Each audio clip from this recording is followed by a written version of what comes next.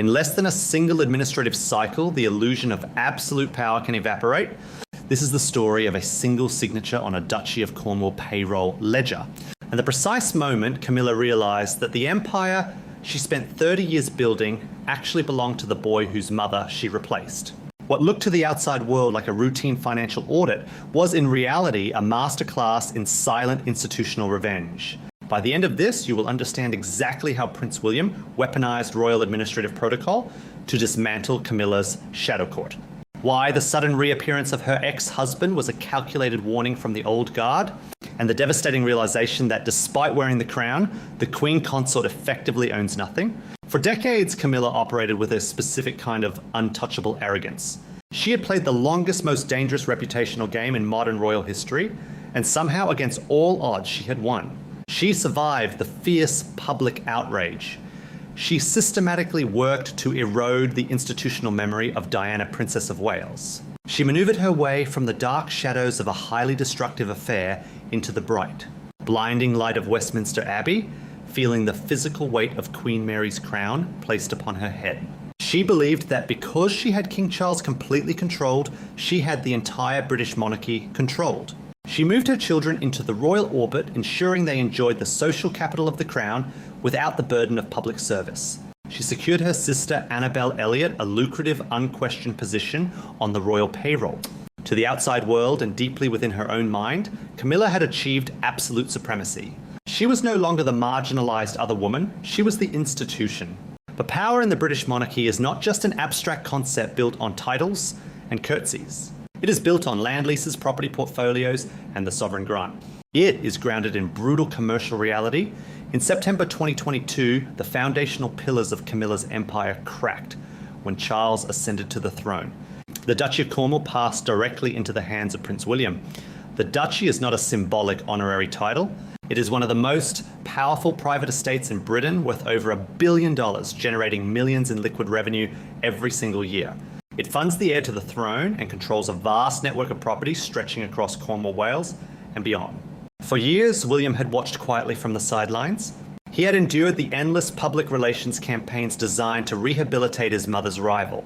He had stood silently while Catherine, his wife, endured subtle territorial dismissals from a woman desperate to secure her own dominance. But the moment William was handed the keys to the duchy, he did not just inherit a vast portfolio of land. He inherited the financial ledgers. And when he opened those books, he saw exactly how the institution had been quietly financing his mother's destruction. Sitting right there on the payroll year after year was Annabel Elliot, Camilla's younger sister. Since 2005, the year Charles and Camilla officially married Annabel, had been paid steadily as the chief interior designer for the Duchy estates. Hundreds of thousands of pounds had flowed from the royal purse into the pockets of Camilla's family, alongside tens of thousands in private furniture commissions. But for William, this was never about the money. The financial cost was irrelevant. It was about the profound moral outrage of what that money represented. Annabel Elliot was not simply a talented interior designer who happened to be related to the king's wife. Her country home in Dorset was the exact location used as the primary safe house for Charles and Camilla's secret meetings during the darkest, most agonizing years of Diana's suffering. Annabel had physically facilitated the affair. She had ushered her sister into private bedrooms with a married Prince of Wales pouring drinks and keeping watch, while a young mother of two was at home in Kensington Palace, trapped in a spiraling psychological collapse. For nearly 2 decades, Charles had used his private estate to financially reward the very woman who helped dismantle Diana's life. Annabel was the ultimate enabler, a woman who watched a younger woman be systematically gaslit and destroyed, and decided that protecting her sister's affair was entirely worth it. William never forgot that. He was 11 years old when the infamous leaked telephone transcripts exposed the agonizing reality of his father's affair to the entire world. He read the newspapers. He knew the names of the friends who had provided the safe houses. He knew exactly who Annabel Elliot was and what she had done to his mother. He had simply been waiting for the authority to do something about it. When the moment arrived, William did not leak a furious emotional story to the tabloids. He did not scream or demand a dramatic public apology. He executed a flawless cold institutional retaliation. He simply removed Annabel from the payroll. There was no press release. There was no grand statement of gratitude for her 20 years of service. There was no graceful transition period. What happened next was buried in the dry, bureaucratic pages of the 2024 Duchy of Cornwall annual report. It was a single missing line item. An empty space where Camilla's sister used to be. A silent erasure when Palisades scrambled to soften the blow to the press, claiming it was merely a natural evolution of estate management and no reflection on her work. They completely missed the point. It was a reflection of something bone deep. It was William demonstrating with surgical precision that the era of Camilla's family treating the crown as a commercial ATM was permanently finished. That detail matters. That is where the story changes, because this was not just an administrative update. It was the first undeniable crack in Camilla's illusion of absolute power. She suddenly understood the staggering vulnerability of her position. Charles might be the reigning monarch, but William holds the checkbook for the private estates. And William's silent purge was not happening in a vacuum. It was part of a highly coordinated tightening of the noose. Weeks later, the psychological warfare escalated with a visual humiliation that sent shockwaves through Camilla's inner circle. Andrew Parker Bowles. Camilla's ex-husband suddenly reappeared in the royal spotlight. This is the man who was famously described as laying down his wife for his country. The man whose own open infidelities and humiliating tolerance of Charles's presence in his home had laid the groundwork for Diana's misery. But Andrew was not at this event at Camilla's invitation. He was photographed at an official military memorial, standing proudly and officially representing none other than Princess Anne. Princess Anne is the fiercest protector of the crown's integrity, and her alignment with Andrew Parker Bowles was not a polite coincidence, it was a devastatingly analytical move. By elevating Camilla's ex-husband, Princess Anne, and Prince William, was silently dragging the entire dark, embarrassing history of Camilla's ascent back into the daylight. They were reminding the public and Camilla herself of the open marriages, the deceit, and the sprawling network of complicit enablers that built her current reality. Andrew's presence was a living, breathing ghost of her past, strategically positioned by the senior working royals to flank her. It was a visual reminder of the side doors and the secrets. Camilla realized in that moment that the core blood royals were no longer protecting her history. They were weaponizing it against her. Behind the heavy gilded doors of Clarence House, the atmosphere turned to ice.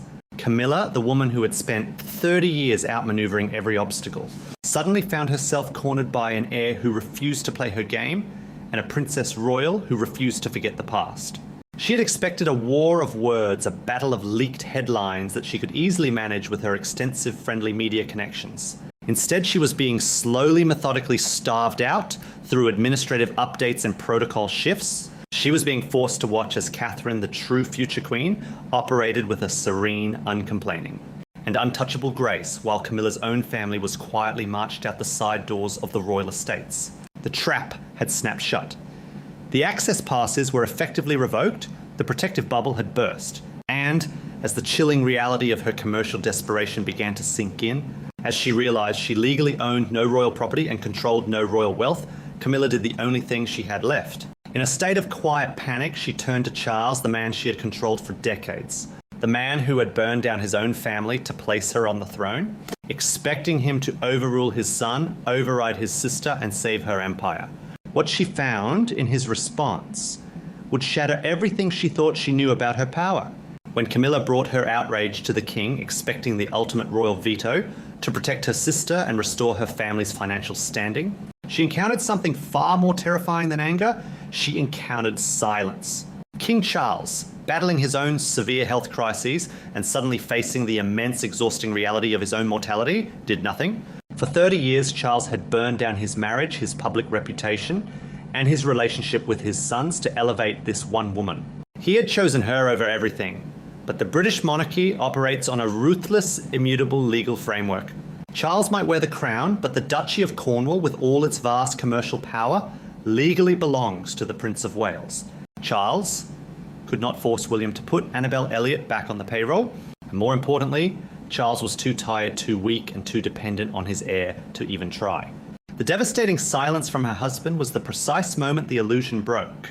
Camilla realized that the man who had always protected her was no longer the most powerful force in the institution. This realization triggered a profound commercial desperation. To understand the panic that quietly swept through Camilla's inner circle, you have to look at the cold, hard financial reality of her existence. Despite the titles, the jewels, and the palaces, Camilla actually owns nothing. She does not receive a separate independent personal income from the state. Her entire royal existence is funded through the sovereign grant, an allocation of public money that answers directly to the reigning monarch. The moment Charles passes, William becomes king and William controls the sovereign grant. Camilla's funding, her housing, her security, and her access to the global stage will completely depend on the goodwill of a man whose mother she helped destroy. This staggering vulnerability explains an administrative move that palace insiders noticed in early 2026, a move that went largely ignored by the mainstream press. Queen Camilla quietly signed a power of attorney document legally transferring the ownership of Ray Mill House, her private estate in Wiltshire, directly to her children Tom and Laura. She had purchased this property decades ago using her divorce settlement. It was the only piece of the world that was entirely hers, her sanctuary away from the heavy, suffocating protocol of royal life. On the surface, transferring property to your children in your late 70s might look like routine estate planning, but context is everything. Palace officials had already signalled that Camilla would not be granted royal lodge as a widow's residence. By moving Raymill House out of her own name and into the hands of her children, she was executing an act of institutional self-preservation. She was legally shielding her only tangible asset before William had the formal absolute power to restructure her life. It was the desperate move of a woman preparing to be exiled from the empire she thought she ruled. But Camilla is not a woman who surrenders power gracefully. As the walls of her influence began to close and her panic mutated into a fierce, territorial aggression, and she aimed it directly at the one person William protects above all others. She aimed it at Catherine. For years, Camilla had operated under the delusion that Catherine was pliable, a quiet, dutiful woman who would defer to her authority. But Catherine possessed something Camilla could never buy, manipulate, or steal. Catherine possessed the genuine, organic adoration of the public, and she held the undisputed future of the crown. The tension boiled over in a moment of shocking visual disrespect that the whole world witnessed, but very few truly understood. During a high-profile state visit, with cameras rolling and international dignitaries present, the royal family stood in a formal receiving line. Catherine, stepping naturally into her role as the future queen, engaged warmly with the visiting heads of state. Then Camilla arrived. In a sharp, dismissive motion that betrayed a staggering level of insecurity, Camilla swept her hand toward Catherine, physically gesturing for her to move out of the way. It was a rapid, territorial snap. The future Queen of England was waved away like a bothersome assistant. Catherine, perfectly trained and emotionally disciplined, obliged without a flicker of complaint and stepped aside. But William saw it. And William's reaction was not a public outburst.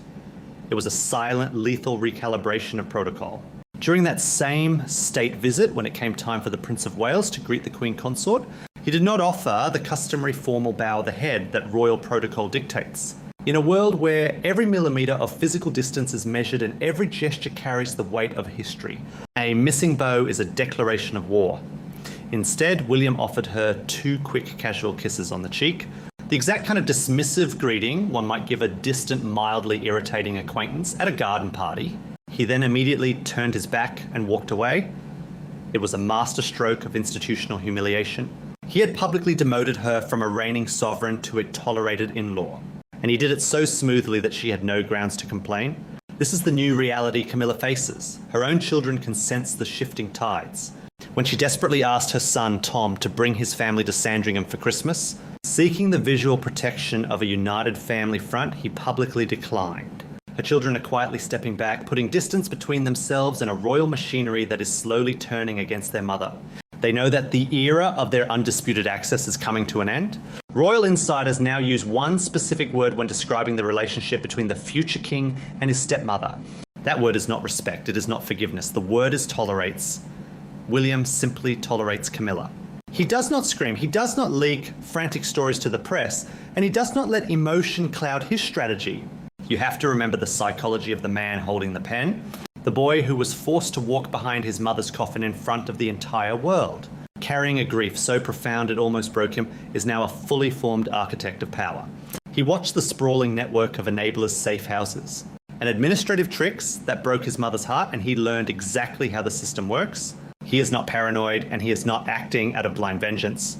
He is methodically dismantling the illusion of Camilla's power contract by contract protocol by protocol, estate by estate. The silent execution has already begun, and Prince William is just getting started. If you want to understand the hidden mechanisms of royal power, the silent wars fought behind palace doors, and the true cost of wearing the crown, make sure you are subscribed to the channel. Leave your thoughts on William's silent retaliation in the comments below, and I will see you in the next deep dive.